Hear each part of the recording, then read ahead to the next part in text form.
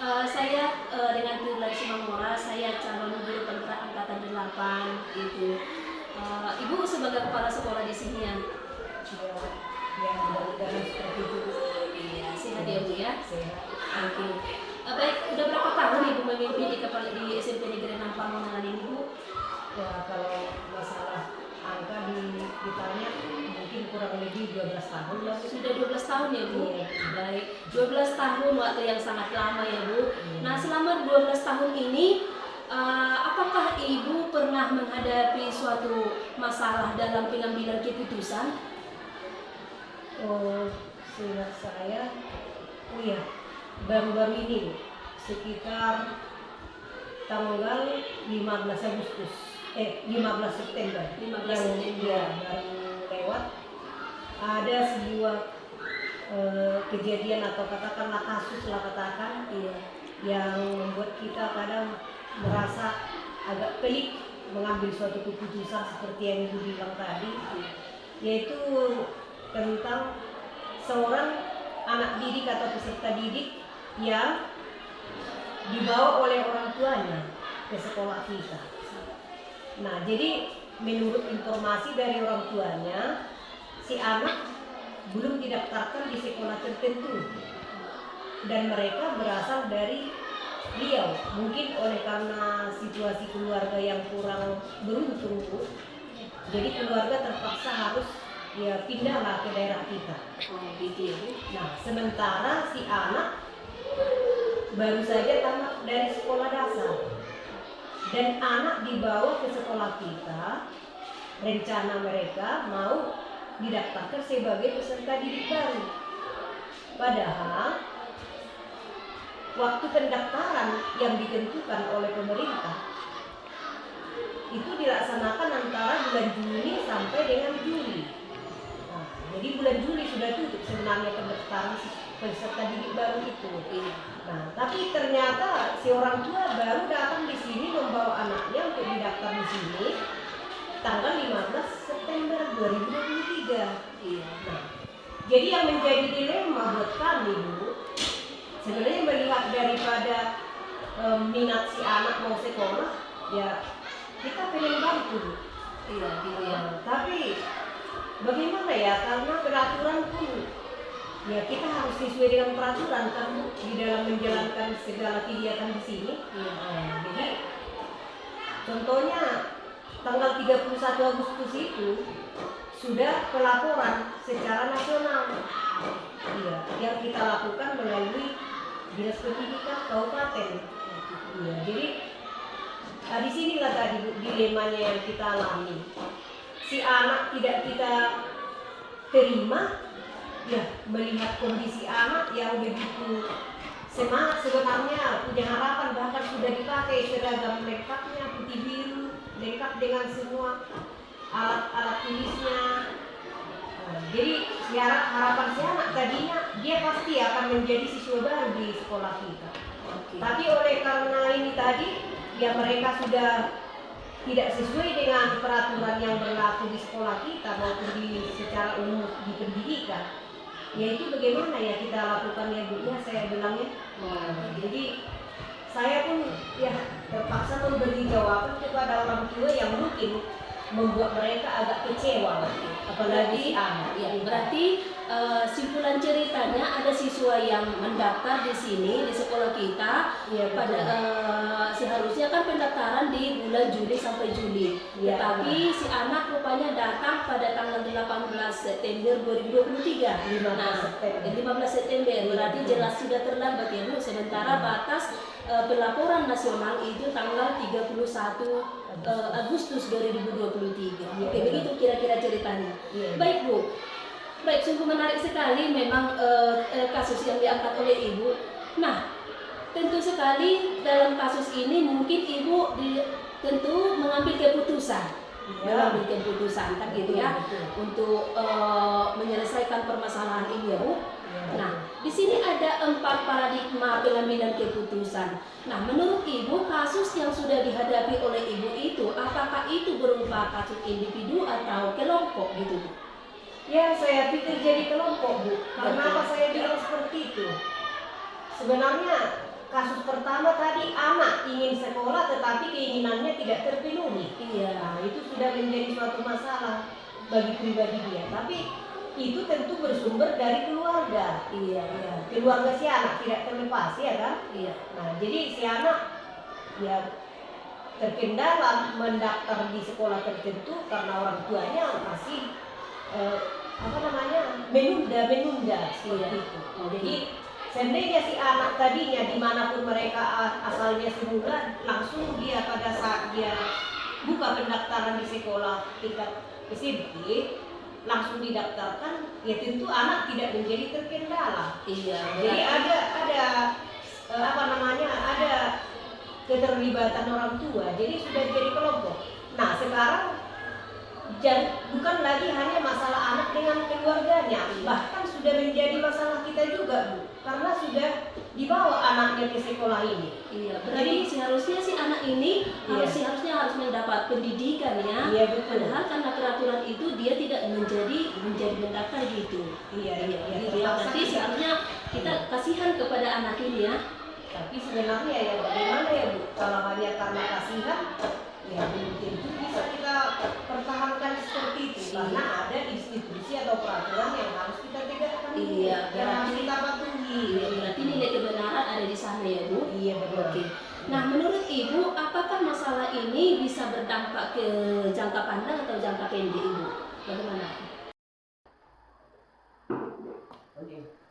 Selamat siang, Pak. Dengan Ibu Simamora, Pak. Bapak dengan sekolah SMP 2 Tahunan ya, Pak? Bagaimana kabarnya, Pak? Sehat. Tugasnya dia? Sehat, Pak. Nah, Pak, ada tugas saya, Pak, dalam melindungi tugas JBT Angkatan 8 ini, yaitu mewawancarai kepala sekolah mengenai studi kasus pengambilan keputusan, Pak. Bagaimana, Pak? Ada waktu Bapak tersedia, Pak? Boleh. Selama di sekolah ini Bapak udah berapa lama menjadi kepala sekolah, Pak? Menjabat kepala sekolah? Sebenarnya masih tergolong baru. Mungkin itu baru, mungkin bisa kita lihat apa yang terjadi dan bagaimana mengatasi. Mungkin ada saja masalah di sekolah, tidak ada begitu adanya. Oh begitu ya, Pak. Nah di dalam ada masih baru ya, Pak, gitu ya, tetapi sudah ada masalah yang Bapak hadapi. Kira-kira adakah kasus yang dihadapi Bapak yang di mana kasus ini bisa Bapak putuskan gitu, pengambilan keputusan yang tepat gitu ya, Pak? Kira-kira kasus apa, Pak, gitu? Mungkin lebih tepatnya mungkin kasusnya adalah ada misalnya siswa yang mungkin menurut beberapa pihak atau bahkan beberapa guru tidak layak untuk dinaikkan atau diluluskan, tetapi karena berbagai pertimbangan yang lebih rasional atau lebih menjangkau ke depan sehingga diluluskan. Itu mungkin yang menjadi sedikit agak dilema dalam pengambilan keputusan yang mungkin pernah terjadi kita hadapkan di sekolah kita di kira-kira itu. Oh begitu ya, Pak. Berarti ada siswa yang berkebutuhan khusus begitu, kemudian ada perbedaan pendapat antara guru mengenai kelulusan anak ini, Pak. Baik, Pak. Di dalam pengambilan keputusan ini, Pak, ada 4 paradigma pengambilan keputusan. Apakah kira-kira menurut Bapak keputusan yang diambil itu bersifat individu atau kelompok, Pak? Sebenarnya arahnya adalah apapun istilah-istilah yang mungkin menurut ini, misalnya ada opsi tadi, tapi pada prinsipnya pengambilan keputusan itu adalah bagaimana supaya anak itu nanti mencapai impiannya sehingga bisa kita luluskan atau kita tamatkan atau kita naikkan dari tingkat ke tingkat atau dari sekolah menjadi lulus ke sekolah yang lebih tinggi. Kira-kira itu prinsipnya. Begitu ya, Pak ya. Berarti pengambilan keputusan ini bisa kita katakan yaitu berdampak jangka panjang ya, Pak. Jangka panjang. Oke, baik, Pak. Kemudian di dalam pengambilan keputusan ini ada 3 prinsip pengambilan keputusan. Apakah menurut Bapak prinsip yang diambil Bapak itu dalam pengambilan keputusan itu melalui kasus yang diambil Bapak itu, apakah itu kira-kira berbasis peduli, peraturan atau hasil akhir, Pak, gitu? Sebenarnya harus memenuhi semua harus tetap ada, tapi rasa harus lebih supaya hasil yang diharapkan diperoleh si anak tersebut untuk masa depannya. Kira-kira itu prinsipnya. Jadi prinsip peduli, peraturan atau hasil itu harus memang dalam pengambilan keputusan. Oke, berarti tiga-tiganya masuk ya Pak? Iya. Iya, oke. Kemudian, adakah kira-kira nilai yang bertentangan menurut Bapak dari pengambilan keputusan yang telah diambil Bapak itu? Sebenarnya kalau disebut pertentangan, bukanlah pertentangan, tetapi mungkin agak sedikit lari dari koridor yang mungkin sudah ditetapkan, sehingga kita sesuaikanlah peraturan itu dengan prinsip itu, lebih kepada rasa peduli. Nah itu aja, bukan sebenarnya ada perbedaan ataupun yang saling bertentangan, bukan bertentangan. Oke, itu ya Pak. Kemudian siapa-siapa saja Bapak yang terlibat di dalam pengambilan keputusan yang menurut Bapak itu? Secara institusi atau yang lebih luas, misalnya di sekolah, berarti semua harus mengambil peran, semua harus memberikan pemahamannya, semua harus memberikan pertimbangannya. Jadi keputusan itu tidak diambil sendiri oleh bapak kepala sekolah, tapi opsi itu diberikan pemahaman supaya semua bisa memahami. Jadi tidak langsung bahwa kepala sekolah harus mengatakan A sehingga hasilnya A.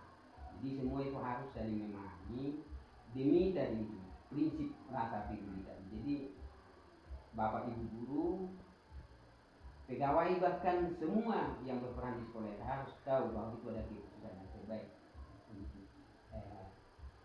keputusan ataupun masalah yang dihadapi oleh siswa tersebut. Kira-kira seperti itu. Oke, itu dia, berarti harus melalui musyawarah dulu ya bersama guru atau pegawai ya Pak ya. Baik Pak, apa kira-kira fakta-fakta yang menguatkan Bapak untuk pengambilan keputusan itu? Banyak pengalaman yang mungkin bisa kita berikan pemahaman. Misalnya kalau kita tinggalkan dia, apa yang terjadi? Sehingga kita mengambil keputusan itu, yang lebih baik kita pikirkan masa depannya daripada karena sesuatu hal yang mungkin pada saat itu dia bermasalah, mungkin dia tidak sadar bahwa itu adalah kesalahan dia. Tetapi kalau mungkin itu kita biarkan dengan cara memberikan yang terbaik tadi dengan rasa peduli, mungkin suatu saat dia akan lebih bermanfaat. Itu prinsipnya. Jadi tidak seperti yang mungkin digambarkan orang, kalau pada saat ini dia tidak baik maka selamanya tidak baik.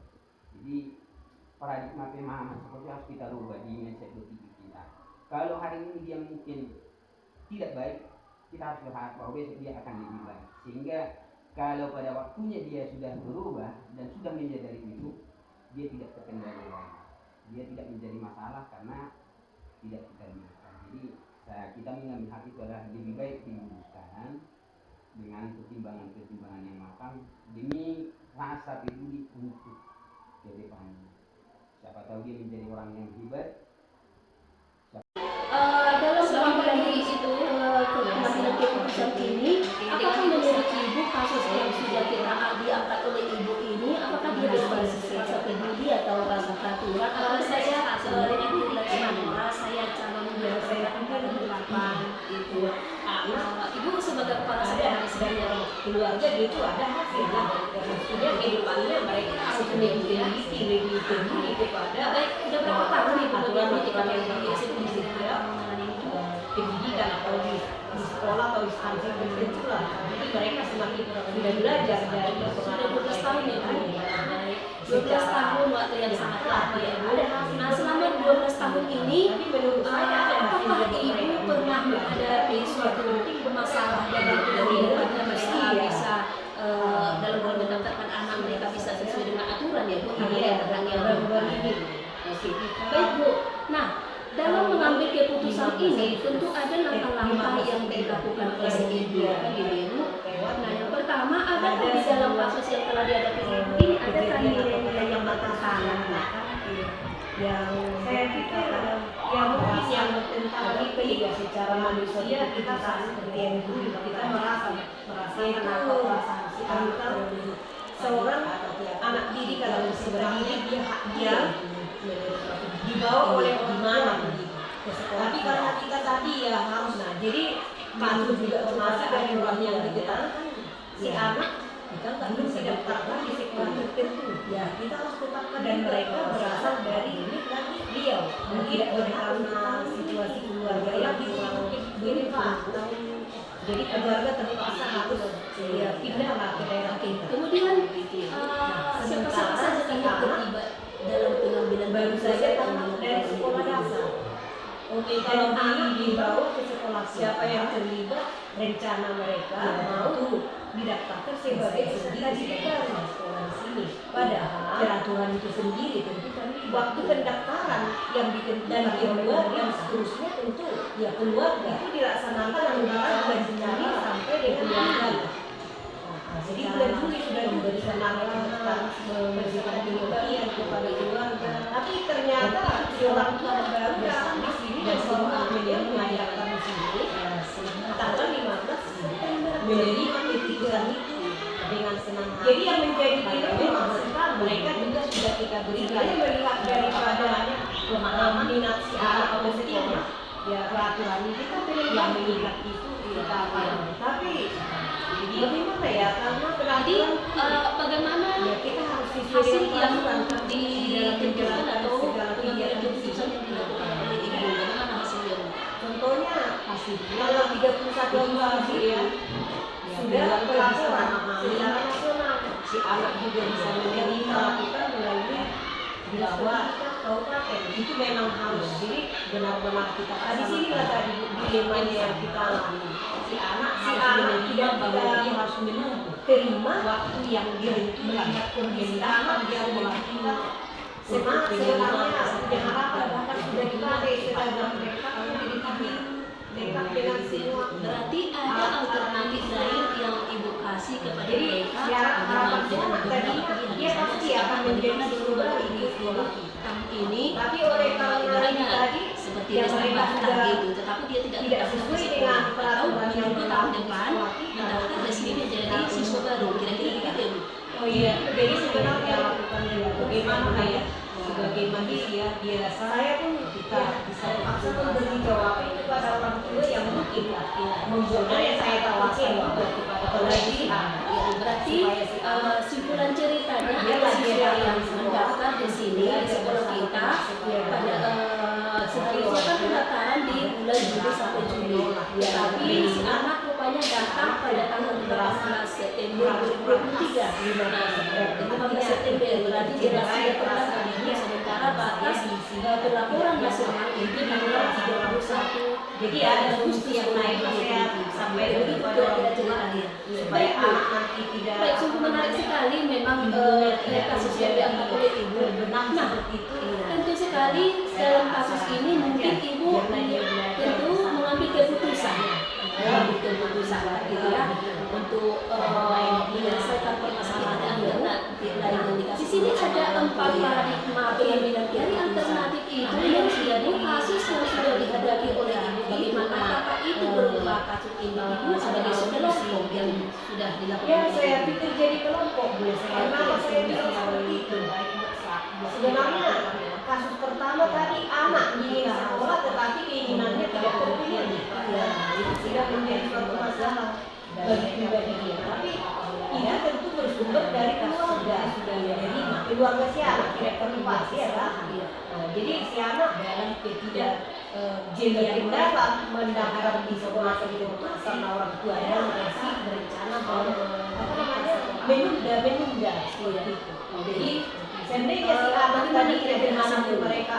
asal dia kemarin maksudnya dia pada saat dia buka pendaftaran di sisi anak itu apakah diterima atau tidak langsung didaftarkan jadi anak biasanya sebenarnya jadi ada di sini apa namanya ada karena keterlibatan orang tua jadi sudah jadi kelompok ada batas sekarang yang ditentukan bukan lagi hanya masalah anak dengan keluarganya bahkan sudah menjadi masalah kita juga ya ada sudah dibawa anaknya ke sekolah jadi di luar dari seharusnya si anak ini harusnya harus mendapat pendidikannya karena peraturan itu dia tidak menjadi anak dulu kita sudah tahu dari awal. Jadi seharusnya kita kasihkan kepada anak ini ya sebenarnya ya bagaimana ya orang yang terbaik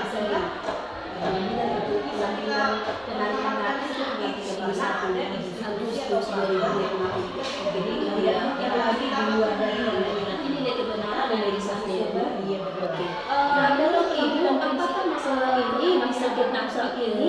Apakah menurut Ibu kasus yang sudah kita diangkat? Mungkin dia tidak sadar bahwa itu adalah apa, kesalahan dia.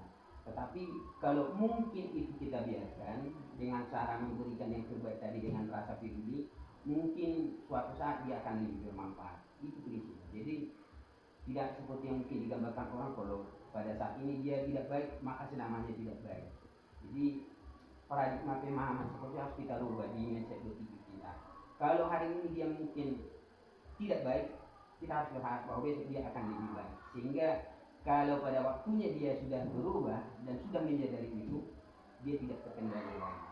Dia tidak menjadi masalah karena tidak kita biarkan. Jadi kita mengambil hak itu adalah lebih baik diluruskan dengan pertimbangan-pertimbangan yang matang demi rasa peduli untuk ke depannya. Siapa tahu dia menjadi orang yang hebat, siapa tahu dia menjadi orang yang mau berhasil, itu tidak kendala lagi di awal. Itu saja prinsipnya. Oke, baik Pak. Nah, sungguh luar biasa keputusan yang diambil oleh Bapak ini. Tetapi ketika di dalam mengambil keputusan ini, tentu sekali Pak ada perbedaan pendapat mungkin yang pernah dialami Bapak dalam mengambil keputusan itu. Apakah ada seperti itu Pak? Ya pasti bahwa semua orang tidak selalu ada sama pemikiran. Tapi ketika kita berikan pemahaman yang sama, mungkin semua bisa menerima. Begitu prinsipnya. Oke, baik Pak. Berarti di dalam pengambilan keputusan yang telah diambil oleh Bapak itu, tentu sekali di dalam perbedaan pendapat itu ada resolusi yang Bapak lakukan. Kira-kira bagaimana Pak? Itulah tadi. Jadi resolusi yang kita berikan itu bagaimana supaya menjangkau masa depan. Harus berprinsip ke sana. Jadi kalaupun ada perbedaan atau pertentangan mungkin di antara guru dengan guru yang lain, di antara guru dengan pihak kepala sekolah, mari kita sama-sama bagaimana supaya satu pemahaman sehingga solusi yang tepat dapat kita ambil untuk si anak tersebut. Kira-kira seperti itu. Iya Pak. Jadi sungguh luar biasa Pak. Tetapi apakah ketika Bapak sampaikan pendapat itu di dalam musyawarah, adakah opsi trilema yang dihadapi oleh Bapak di dalam pengambilan keputusan itu? Saya kira itu sudah memuat semuanya. Apapun itu sekali lagi pasti selalu ada yang bertentangan. Pasti selalu ada yang berbeda pendapat. Tapi dengan memberikan pemahaman yang lebih, saya yakin semua menjadi bisa menerima itu. Jadi keputusan itu setelah diambil sudah selesai. Luar biasa ya Pak. Berarti keputusannya si anak tersebut yang mengalami kebutuhan khusus itu atau katakanlah bermasalah. Iya, atau katakanlah masih ada pihak-pihak beberapa guru yang menyatakan bisa diluluskan. Iya. Tapi setelah kita berikan pemahaman, semua bisa menerima sehingga nanti itu bisa diluluskan ya Pak. Baik Pak, sudah dapat dia titik terangnya bahwa keputusannya adalah si anak tersebut kita luluskan dengan pertimbangan yang kita buat tadi ya Pak, dengan aturan-aturan yang sudah kita tetapkan itu ya Pak. Baik, terima kasih Pak, sungguh luar biasa kebijakan yang diambil oleh Bapak. Mudah-mudahan Bapak sehat selalu di dalam